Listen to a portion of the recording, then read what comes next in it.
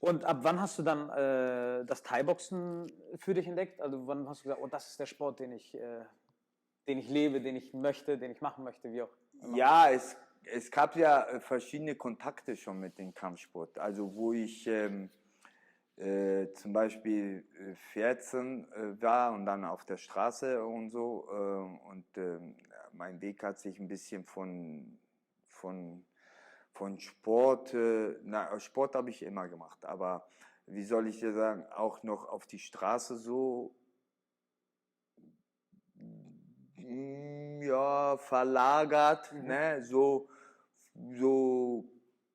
wie sagt man, Bandenkriminalität Ja, und genau. so weiter. Und dann war ich ja bei mehreren Schulen, die man auch kennt, aber die will ich nicht gerne benennen. Das ist kein Ich Problem. will nicht für diese Schulen jetzt auch Werbung machen. Ich bin hier groß geworden in Jimquan Ja. und das will ich auch so einhalten. Das ist mein Nest, weil hier habe ich richtig, also praktisch so gesagt, passionell Thai-Boxen angefangen. Ich komme jetzt gleich dazu. Also habe ich da mal ein bisschen reingeschnuppert, 1 Monat, 2 Monate, wie man ein Kind hört, dann da, aber das war immer mit Thai-Boxen verbunden oder Kickboxen. Ah, okay. Ne, so. Und dann fand ich das schon toll. Ne, aber so, meine Passion war ja noch beim Karate. Ich musste mich ja entscheiden, weil ich war ja schon in Karate so Hamburger Meister. Ne, Ja. so, und war ein bisschen erfolgreich da. Ja, und so. Und ich musste mich dann entscheiden. Vollkontakt oder, wie man sagt, Semikontakt. Ja. Ne, so. Und dann irgendwie kam ich bisschen durcheinander, haben ein bisschen geboxt noch dazu. Aber richtig zum Thai-Boxen bin ich 2003, 2004. Und dann auch hier im Gym quasi. Ja, Ne? genau. Hier bin ich gekommen, also in diesem Hause bin ich gekommen, das ist mein Nest, als Küken, Ja. ja, oder als Ei, kann Ja. man so sehen, und hier bin ich geschlüpft. Ne? Ja, okay. Jetzt bin ich zum Adler. Ja. Ne? Man sagt auch zu mir, Vito die Biene. Ja, genau. Da wollte ich noch drauf hinaus, aber jetzt, wo du es ansprichst, wie kommt man auf den Spitznamen Vito die Biene? Das war ein Tag, also wir waren hier und ich habe trainiert und so, und dann mein Großmeister Wolfgang Gier, so, ne, mein Crew, Ja. so, sagte so, ich sagte so, Wolfgang, ich brauche einen Spitznamen. Ich bin so, ja, die Biene. Ich sag, wieso Biene? Ja, du wirst da drauf kommen. Und eines Tages kam ich auf diesen Namen, wieso, also ich bin ein sehr, wie soll ich dir sagen, ein neugieriger Mensch. Ja. Ne? Ich hinterfrage immer alles, oder jetzt ist Google da, ansonsten hätte ich das gelesen. Und Bienen befassen sich nur mit schönen Sachen. Okay. Ne? Die Biene holt Honig von der Blume. Was ist eine Blume? Ist was Schönes. Ja, das stimmt. Ne? Die ernährt uns, und was ist das? Das ist was Schönes. Ja. Also man umgibt sich praktisch mit guten Sachen. Okay. Ne? Und weil ich mich mit guten Sachen dann durch meinen Sport umgeben habe, ne? Also passt dieser Spitzname Biene. Ja. Und im Grunde genommen, ich bin schnell, wendig, steche, ne? Und lebe noch weiterhin. Eine Wespe sticht nur einmal und stirbt. Ja, okay. Und wenn du gestochen hast, dann gibt es eine dicke Beule, ne? Genau, Das ist ergänzend, das genau, und Sehr das schön. ist das. Ja, cool. Das ist total klasse. Ich habe mich nämlich tatsächlich gefragt, Ja. woran das liegt oder wie man zu diesem Spitznamen kommt. Ja. Und du hast ja damals dann, du hast eben Wolfgang Gier auch erwähnt, war der von Anfang an dein Trainer? Und Ja, also es war ja so, in der Geschichte von Jim Kwan, ne, ist es so gewesen, dass ich hierher kam, und da war Wolfgang Gier der Haupttrainer, ne, und Lutz Burmeister. Und die beiden haben mir praktisch Training zusammengegeben. okay. Und ich habe bei den beiden, wie heißt das, angefangen. Okay. Und Wenn du sagst, den Frank Bohrmeister, richtig? Nee, Lutz. Lutz, Entschuldigung, Lutz Bohrmeister Wolfgang Gier, genau, danke. Waren das auch so deine Vorbilder, als du die dann hattest? Oder hattest du jemand anderen, an dem du dich orientieren konntest? Also Leute in deinem Alter oder auch Leute, die älter waren? Ja, also, wie soll ich dir sagen? Wir hatten ja mehrere Champions hier. Ne? So wie Brian Alami oder wie heißt das, Dima Weimar. Und ganz ehrlich, also ein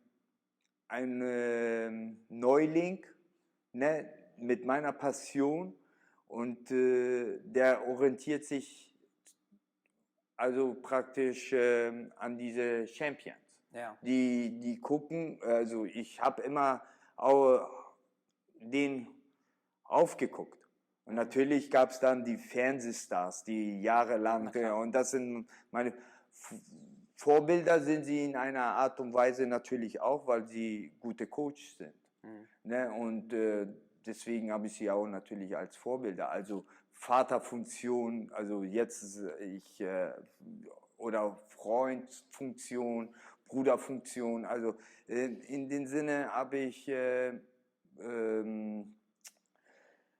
diese ganzen Funktionen gebraucht, um und das nicht mehr zu machen, was ich gemacht habe. Ja, genau. Ja, du sagtest vorhin ja auch mit 14, dass du diese Ich anderen Weg gegangen bist und dann haben sie dir Stütze gegeben, waren für dich da und haben dir die Kraft gegeben und dich vielleicht auch ein bisschen gelenkt, wenn man das so sagen darf. Ja, später, also auf jeden Fall, wo ich hier angefangen habe, wurde ich ja richtig gelenkt, also von den Sportlern. Und hast du auch andere Sportarten währenddessen gemacht? Also oder zwischendurch und nebenbei mal gemacht?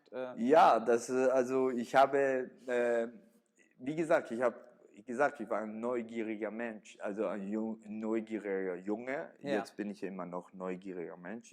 Ich erforsche alles. Ne? Und die Sache ist, ich habe Football gespielt, ich habe Basketball gespielt. Ich habe sogar beim Football war ich bei den Pioneers. Ja. Farmsen Pioneers, Ja. wo sie entstanden, war ich auch sehr erfolgreich. Ne? Und dann war ich bei den Hornets. Ne? So, und ich glaube, irgendwann haben die Hornets sich mit den Vikings, ich weiß es und dann wurden die Silver Eagles oder wie auch immer. So, und das hat mich immer interessiert. Ah, okay. Also, und ich war sehr guter Leichtathletik. Also ich bin sehr schnell gelaufen. Ich war wirklich Speedy Gonzales, kann man sagen. Ne? Also die schnellste Maus Hamburgs. Ja, genau. Und wenn du ja, das stimmt tatsächlich. Wenn du das jetzt alles so miteinander vergleichst, also Thai-Boxen und diese Erfahrung, die du, ich nenne das mal Mannschaftssport, gemacht hast. Ja. Fußball war ich auch sehr aktiv. Fußball hast du auch gespielt, genau. Ja, und wenn du das so miteinander vergleichen würdest, also das Sportliche in Mannschaft und einmal das Einzelne. Was sind so Dinge, die du in beiden Sportarten also rausgenommen hast, also die du für dich gelernt hast, die dich in deinem Leben weitergebracht haben auch? Also dieses Mannschaftssphäre brauchst du immer als Geborgenheit. Ne? Also und dieses Einzelsport ist so, du lernst wirklich einen Egoismus. Ne? Aber das ist kein schlechter Egoist, sondern ein guter Egoismus. Also in dem Sinne, du denkst ja an dich, an dein Ziel zu kommen. Ja. Und dann vielleicht das anderen Leuten, wenn du dann dein Ziel erreicht hast, auch zu übermitteln. Aber bis du den Ziel erlangt hast, ne, ist es wichtig, dass du egoistisch bleibst und nur an dich selber denkst. Ja. Beim Mannschaftssport lernst du dieses Egoismus nicht, weil du bist nur so erfolgreich wie die Mannschaft. Ja. Das stimmt. Ne? Also du bist nicht also nur auf dich du bist alleine nur gestellt. ein Glied einer Kette. Ja. Ne? Und deswegen beim Mannschaftssport lernst du aber Teamsphäre. Wie nennt man das so schön? Teamwork. Teamwork, Ja, genau. Teamwork. Ne? So, und praktisch beim Kampfsport lernst du selbst an dein Ziel zu kommen. Mhm. Also praktisch ist es beides in Ordnung. Also es ist ja nicht beides, es ist nicht verkehrt. Nee, genau. Das Ne? sind nur Also Erfahrungen, ne? weil das sind ja verschiedene Erfahrungen. Ja, genau. Ne? Und jeder muss wissen, was er gerade für sich selbst braucht. Weißt du? Ja. Ja, also genau. Man muss sich entscheiden, möchte man sich mit sich selber beschäftigen rein oder möchte man in einem Mannschaftssport ja, in Kontakt treten mit anderen Menschen und oder vielleicht auch beides machen, das kann man ja auch, ne? Bis zu einem gewissen Punkt. Das verstehe ich, ja. Das sind verschiedene Richtungen, die man geht, im Prinzip, ne? Ja, Also gehen kann. weil in Endeffekt ist es aber dieses, in Endeffekt, wenn ich jetzt recht überlege, ist es so, ist es beides Mannschaftssport. Bloß beim Kampfsport ist es so, man trainiert ja zusammen.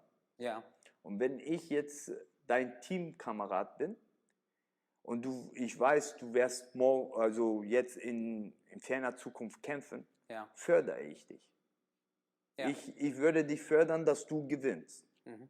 Ob es jetzt beim Training ist oder beim Sparring. Ja, Ne? Ich würde beim Sparring natürlich aufpassen, dass ich dich nicht verletze, aber im Grunde genommen würde ich dir das Leben zur Hölle machen. Ja, Ja. so, weil du sollst in in einer Phase kommen, wie ob es ein Kampf ist. Ja. Aber natürlich würde ich nicht durchziehen.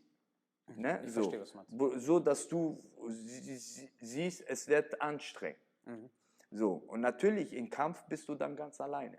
Ja, genau. Du bist nur auf dich selbst gestellt und die Arbeit, die wir dann zusammengetan haben, ob wir sie gut und also wirklich, wie soll ich dazu sagen, gut gemeinsam absolviert haben. Ja, Ich als Teamkamerad oder ich als Coach, ne, das wird man dann im Ring sehen. mhm. Ne? Ja, ich verstehe, Was du du meinst. daraus machst. Ja, genau.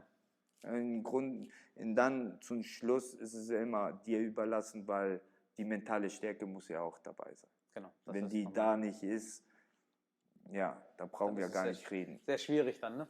Das Ja. stimmt. Und wenn du schon bei der mentalen Stärke bist, ich habe dich jetzt mental sehr stark kennengelernt, tatsächlich, wenn ich mal mit dir geredet habe. Oh, Ist das auch danke. deine Einstellung von Anfang an immer gewesen, dass du gesagt hast, ich möchte alles oder nichts? Also wolltest du immer schon auf Profiniveau kämpfen oder war das einfach, ich wollte erstmal mit Kampfsport anfangen, ein bisschen. Puh. Ja, jetzt komme ich zum Fernsehen. Ich wollte mal gerne immer im Fernsehen. Okay. Ich habe meiner Mutter gesagt, du wirst sehen, du wirst stolz auf deinen Sohn sein und ich will im Fernsehen. Ja. Natürlich habe ich dann den Sport da als wahrscheinlich als einzigste Lösung gesehen, aber heutzutage bin ich auch anderer Meinung. Ne? Und, aber